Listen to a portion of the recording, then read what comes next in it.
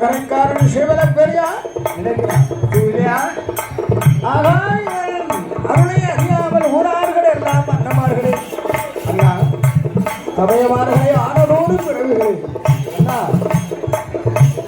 கரடி சிங்கம் சிறுத்தை முடிவல்ல தரவில்லை